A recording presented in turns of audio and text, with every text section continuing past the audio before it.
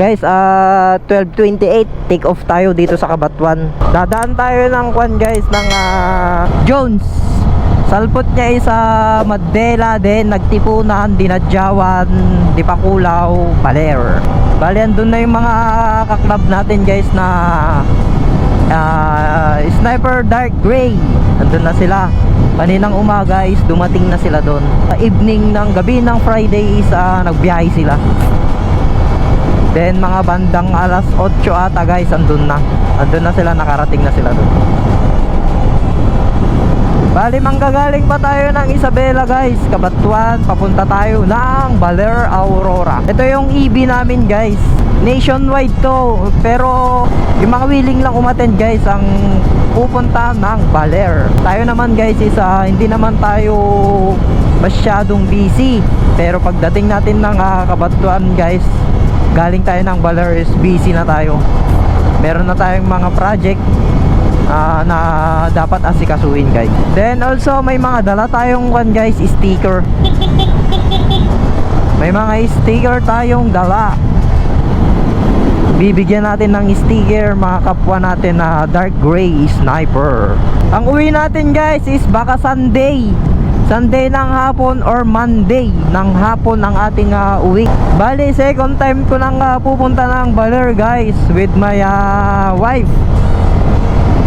Ilang taon na guys bago pupunta ulit ng Baler. Madami nang pinagbago yung Baler ngayon guys. Nakikita ko sa social media guys, gumanda na siya ang Baler. Nung napunta kami doon guys is hindi pa gaanong improve guys, pero ngayon goods na, dami nang improve. Maganda na ngayon guys ang Baler. Yung hours ng travel natin is guys 5 Cabanatuan to Baler, Aurora guys is almost 6 hours pagka diretso guys, pero tignan natin kung kaya natin makuha yung 6 hours guys, kasi shortcut naman yung mga madadaanan natin, so shortcutin natin siya para tayo guys mapabilis ang ating pagmumotor, pagbiyahe. Bali itong motor natin guys, nag-change oil tayo guys. First gas natin dito is 270. Ito guys, full tank siya. Tignan natin guys kung magkano ang makukonsume ni Snipey. Pagka uwi natin guys is change oil tayo ulit. Shell yung gamit ko guys na advance. Every 1.5 guys is change oil. Guys, bali dito na kami sa San Mateo. Dadaan tayo ng San Mateo Alicia Road. Bali itong kuwan natin guys, gulong sa may harap at likod is pina-check ko na yan. Pina-check ko yung air pressure. Then sa may kuwan guys, sa may rear, naglagay ako ng tire sealant kung in case man na may makuwan tayo dyan, kasi sakto lang yung kakapalan ng ating gulong ng motor. Anytime pwede nating hugutin, yung tanggalin yung anuman ang tawag nito, makaka-damage sa gulong ng ating motor, yes, ng ating Sniper. Bali ito muna tayo guys, check ko muna yung ating gulong kasi duman tayo sa kanina sa may barangay Rangay. Baka meron tayong napulot or na kumapit sa ating gulong bago tayo magpa-Baler. Nandito na kami sa guys, sa may Alicia Road, San Mateo Alicia Road na to guys.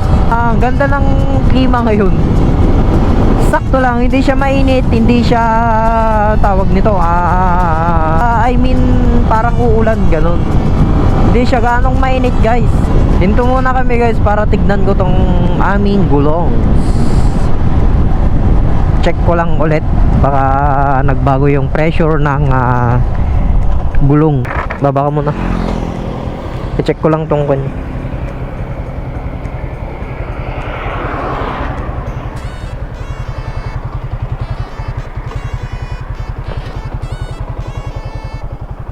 Pandagan din. Check ko lang guys kung may nadampot na pako or ano dyan, para kung meron man, nandito pa lang tayo sa may San Mateo.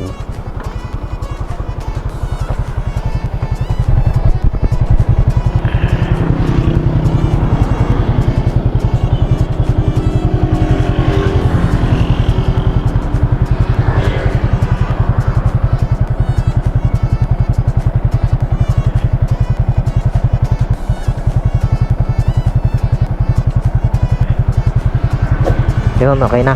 So ayun guys, walang nadampot na anumang metal na makakasira sa ating gulong. San Agustin tayo dadaan guys. Bale dapat guys, hindi tayo gabihin. Hindi tayo gabihin dito sa Nagtipunan. Also sa Dinadyawan, mahirap dun pagka gabihin tayo guys. Wala pa tayo man din na support ng MDL. Pure stock tong motor natin guys. Etong headlight nya guys, lalo na pagka gabi, kahit naka high beam ka na, malabo pa rin. Hindi siya ganong malakas guys. Kaya dapat malampasan natin ng Nagtipunan at Dinadyawan bago dumilim. Maaga pa naman guys, 12:40 pa lang. Expect na lang natin guys isa makakarating tayo ng Nagtipunan. Alas 2 kamo na lang guys. Andito na tayo sa kwan guys, Alicia. Papasok na tayo ng Alicia. Pagka Nagtipunan stop over tayo doon. Pahinga tayo kahit 20 minutes bago tayo umakyat ng Dinadyawan guys. Stop over, gas tayo ng Nagtipunan, then rat tayo papuntang Dinadyawan guys. Guys, bali nagpalit muna ako ng battery. Dito tayo papasok sa may San Agustin. Ito yung papasukan natin guys. Diretso to guys, salputin nito is Madela, Quirino.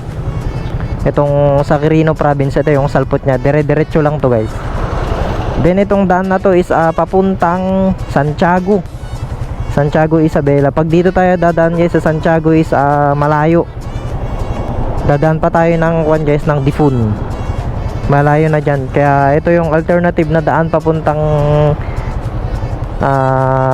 Nagtipunan. Mas malapit to guys. Shortcut.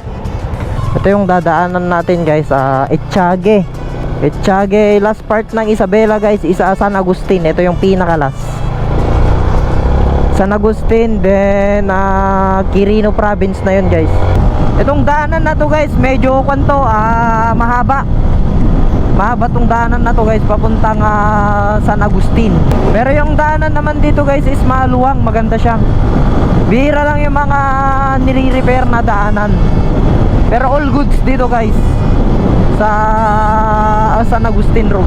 Pero pagkakuan guys, ayun nga lang, pagka gabi alanganin na kayo dumaan dito, lalo na pag dun sa boundary ng San Agustin tapos sa Quirino province guys. Medyo kuan na tayo doon, tagilid na tayo doon. Bihira kasi ang bahay doon guys. Dito sa part na to guys is okay pa lang dito. Madami pang bahay dito. Pero yung paakyat na ng San Agustin to Quirino province guys, Madela, isa kuan na tayo, alanganin na dun sa pagdaan paggabi guys. Paggabi guys, dumaan ka dun is alanganin na. Bali meron pang isang daan guys papuntang Nagtipunan. Dadaan tayo ng Santiago, tapos Cabarogis, Aglipay. Madadaanan natin yan guys. Pero mas malayo siya. Compare mo dito guys, isa mas malapit dito. Pre stop over natin, check natin tong motor, lalo na yung tire pressure, then lubricant tayo ng chain natin, kadena. Bali may baon na kung kwan guys, Kobe chain lube.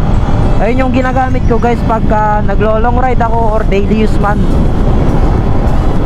Ang kwan nun guys, pagka yung maulan, tapos ginamitan mo ng chain lube, madali siyang kapitan ng dumi. The same time, madali siyang, hindi siya tatagal yung, hindi tatagal yung effectivity nung kwan guys, nung chain loop. May baon-baon na akong kwan guys, chain loop ba every long ride. And pagka daily use naman guys, pagka pumapasok ako ng school is konti lang yun i-spray ko. Effective guys yung Kobe tire sealant na ginamit ko, kasi nung nagkuhan kami guys, nagkasiguran kami, baon-baon ko siya, buo siya nun. Ngayon nung nagpark na kami, nakapunta na kami sa pinaka destination namin guys, is na flat yung gulong ko. Akala ko is may butas na, kaya buti may pinaghiraman kami guys nung paghanginan ng gulong. Mga taga NCR pa ata yun guys, mga big bikes yung mga gamit nila guys. Buti ang babait nila ma'am at sir noon, pinahiraman tayo ng pagbumba ng gulong. Tiyaga na tayo guys. Then dito guys is may madadaanan tayong tulay, which is konektado sa Etiague, San Agustin. Pagka gagabihin tayo guys, hindi na tayo dadaan dito pagka uwi natin.